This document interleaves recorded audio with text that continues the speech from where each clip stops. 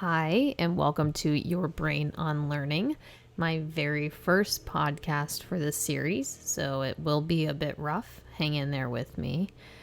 Today we're going to be talking about your summer brain. I always hear people talking about getting their summer body ready, but I don't hear people talking about getting their summer brain. It's a real thing. It's rooted in science. Our brains are actually the largest during the summer. They swell.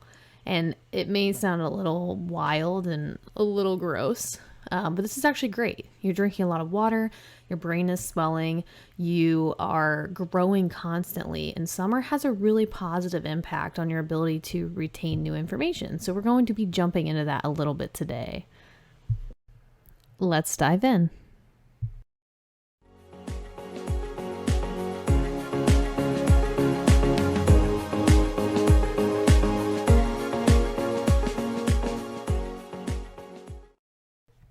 With the weather finally being awesome here in Ohio, or at least for now, I couldn't help but take some time to dig into the seasonal impact on the brain.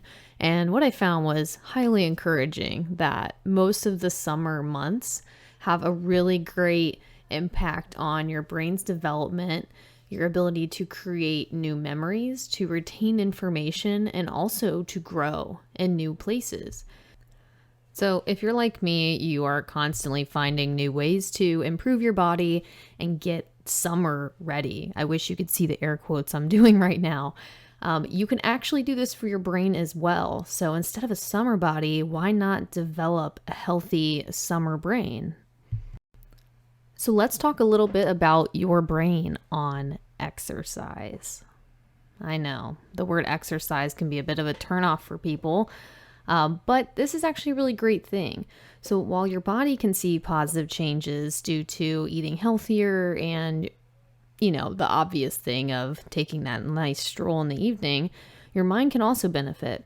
Most of us know this on a very general level, but your brain on exercise, it improves learning in 3 different ways. These are 3 levels described by Dr. John Ratey. He's an associate clinical professor of psychiatry at Harvard Medical School. So he's got those bougie credentials. Those 3 levels consist of improving alertness, attention, and motivation, building new nerve cells, and the development of new nerve cells in the hippocampus. What's really cool about this is that there was a suburban school district outside of Chicago that took the time to prove that this was legit. It's in Naperville, Illinois. The school district actually implemented an early morning exercise program known as the 0 Hour, which sought to determine whether working out before school was giving students a boost in their reading ability and other subjects as well. And since introducing this program, the district has seen remarkable results in both wellness and academic performance. This is amazing. We already knew exercise was great for us, and most of us could imagine that having that blood flow to the brain and that additional oxygen can really help you. But what we didn't understand is how great of an impact it really has. I mean, the neuroscience is clear. Aerobic exercise is extremely good for your brain, and in fact, working out raises your IQ far more than just playing an online brain game. Most of us have done those. A Swedish study actually proved that cardiovascular fitness can raise your verbal intelligence by 50%. That's amazing, 50%. So maybe take that quick stroll with your friends or walk to the nearest place to get a cup of coffee. Shake up your routine a bit, get those 30 minutes in. It could honestly improve your brain, your IQ, your vocabulary, how you feel, and how your brain operates day to day.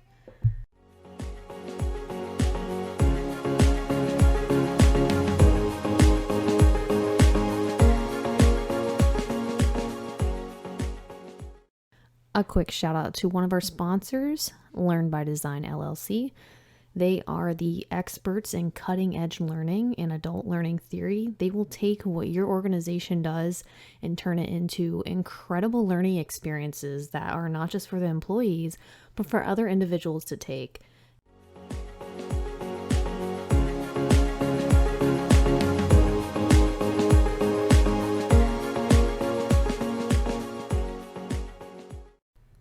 welcome back. Let's get into the down and dirty of your brain on summer. Pretty much everything is going to be great here.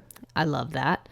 We're going to talk about the 5 things that your summer brain just loves. Like everything that makes you vibe, makes your brain just like fire on all cylinders. Surprise, surprise. One of these 5 is water. We know that in the hot summer, you need a lot more water in general. Most of us are busy drinking our iced coffee, so maybe this gets missed on some of you. But you should be aiming to have 10 glasses of water a day in general, but even more so in the summer. And what this does for the brain is amazing. Because remember, your brain is 85% water. Isn't that wild?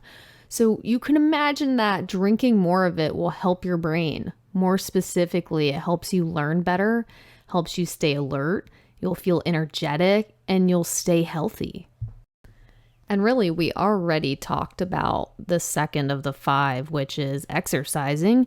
It's a lot easier to take those long walks and ride your bike and run in the park when the weather cooperates with you. Ohio is a bit temperamental, so for those of you in the Midwest, this may not be as applicable on a daily basis. But overall, exercise increases the oxygen and glucose that reach your brain. You should really be aiming for about 30 minutes of exercise a day. All right, and this next one totally makes sense. Never really thought much of it, but the sun stays out late. So you have a bit more time, or what feels like more time, because you stretch the time of your day out a little bit more. So you take on more things. You're going to activate the brain to create new neurons by learning new concepts. And it's pushing you to use your memory. So try something new this summer. Try a new hobby, or maybe pick up some swing dancing lessons, something different. All right, number 4 out of 5 on this list. People tend to eat healthier in the summer. Because we eat healthy and most of it's light fruit and vegetables, because we're craving that water and those natural fruit sugars, the brain tends to get the proper balance of nutrients. And we get to eat delicious fruit, so grab a slice of watermelon. The science demands it.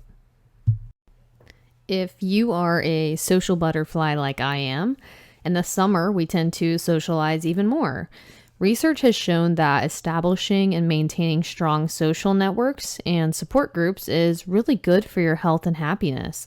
It's been shown to reduce the risk of dementia and cognitive impairment, as a longitudinal study published in the PLOS Medicine magazine had determined. So get out there with your friends, get chatting, go on a walk, eat some watermelon, enjoy the weather, and really allow your brain to grow to its optimal size in the summer.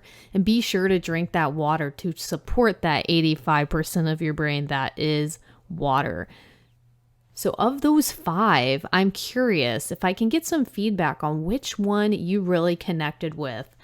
I felt like a few of them were obvious, but for me, getting an excuse to socialize a little bit more was probably my personal favorite. I'm excited to see your feedback. And if there's something else in the summer that just really fires you up, share it with me. I'd love to learn a little bit more about your summer experience and how that impacts you in a positive way.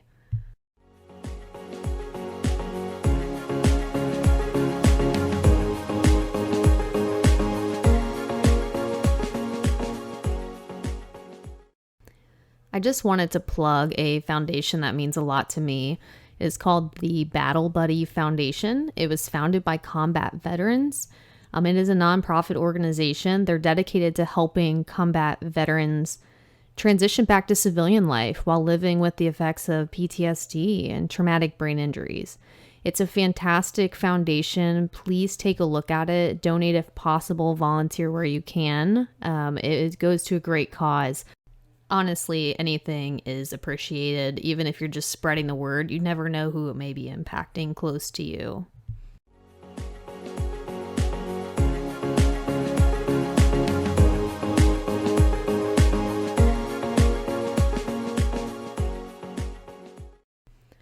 All right, we are rounding third base here in this first podcast. Thank you for staying with me as long as you have.